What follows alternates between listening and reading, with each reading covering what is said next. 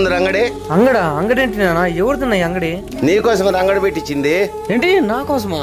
అవునరా, బీటెక్ ఈ జన్మలో పాస్ అవ్వవు అని పెట్టించిన. నాన్న నాకు చదువు ఇంట్రెస్ట్ లేదా, నాకు సినిమా అంటే చాలా పిచ్చి నాన్న, అందులోకి వెళ్తానా? ఏంటి సినిమానా?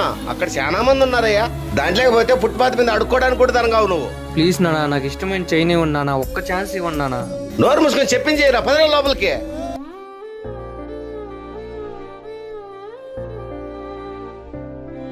ఏరా మామ, ఎలా ఉన్నావురా?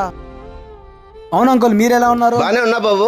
అదే అంకుల్, జాబ్ వచ్చింది నాకు, వీడికి చెప్పడానికి వచ్చా. అవునా, సూపర్ బాబు. నువ్వు చూసి నేర్చుకో. సినిమా అంట సినిమా.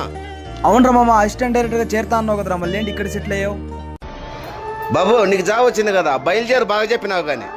ఏంటి అంకుల్ అలా మాడుతున్నారు? నాకు జాబ్ మీద ఇంట్రెస్ట్ ఉంది కాబట్టి దాని మీద హార్డ్ వర్క్ చేసి జాబ్ తెచ్చుకున్నా. అయినా ఎవరి గోల్స్ వాళ్ళకు ఉంటాయి అంకుల్, మీరే తెలుసుకోవాలి. బాబు మీరు మాత్రం బాగుండండి, నా కొడుకుని మాత్రం సంఘ నాకండి. ఫస్ట్ వెళ్ళు బాబు, వెళ్ళు. అంకుల్ ఒక నిమిషం అంకుల్.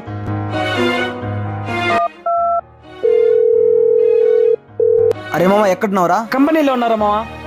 రే మామ, నీ ఫ్యూచర్ గోల్ ఏంట్రా? ఇప్పుడు దాని గురించి ఎందుకులేరా, వదిలే. రే నువ్వు ముందు చెప్పరా. నీకు తెలిసిందే కదా మామ, యాక్టర్ అవ్వాలని ఎంతో పిచ్చి ఉండేది, కానీ మా నాన్న ఒప్పుకోలేదురా, అందుకే జాబ్ లో చేరా. సరేరా, నువ్వు ఐటీ కంపెనీలో జాబ్ చేస్తున్నావు కదా, నీకు శాలరీ ఎంతరా?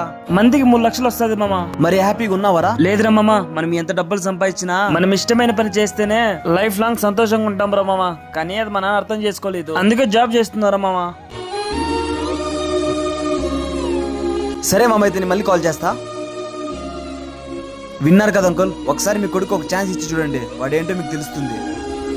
సరే అయితే నేను వెళ్ళొస్తారా. ప్రతి తల్లిదండ్రులు మీలాగే ఆలోచిస్తున్నారన్నా.